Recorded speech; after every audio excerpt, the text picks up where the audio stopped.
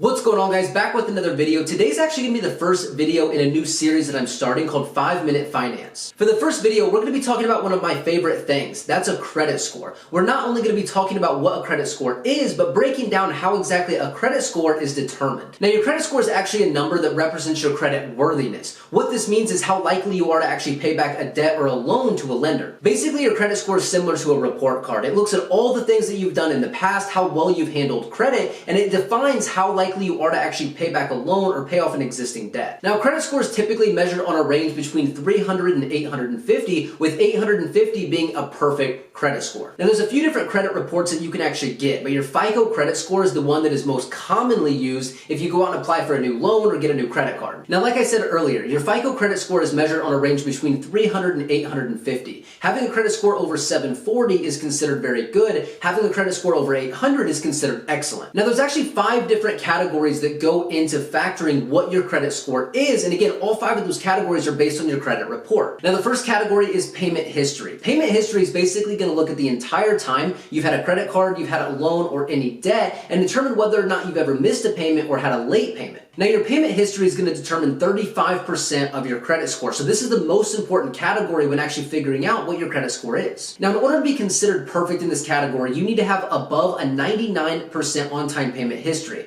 What that means is you've missed or you've been late on less than 1 out of every 100 payments. Now, the second category is utilization. Utilization basically shows what percent of your overall total credit that you're currently using. So say, for example, you have a credit card with a $2,000 limit and you currently have $500 in charges on that credit card. That means your utilization would be 25%. Utilization is actually going to be a total across all your different credit lines. So basically, to figure out what your utilization is, total up all the outstanding balances that you have and divide it by the total amount of credit you have access to. Now, utilization is going to make up 30% of your credit score. In order to be considered perfect in the utilization category, you need to be utilizing less than 10% of your overall credit. So say, for example, with all your different accounts added up, you have a $5,000 credit line. What that means is you need to have less than $500 in balances across all your different lines. Now, the third category is length of credit history.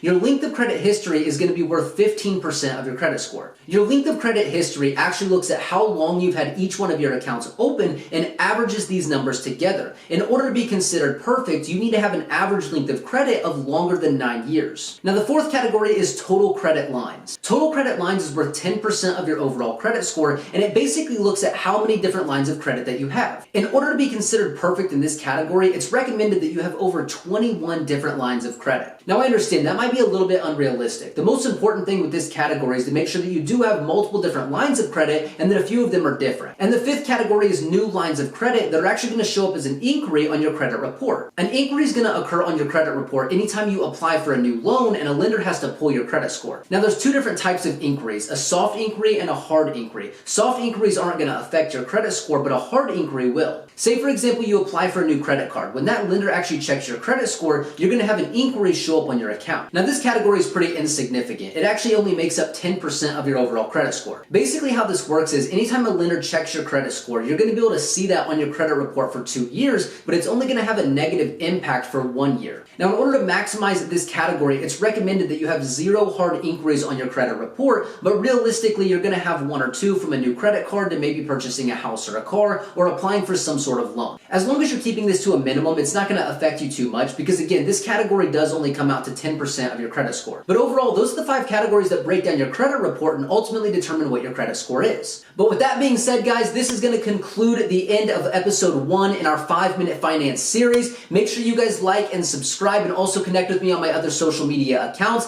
Links for that are in the description below. If you guys have anything else that you want me to talk about or any other questions, be sure to drop that in the comments below, and I'm always more than happy to help out.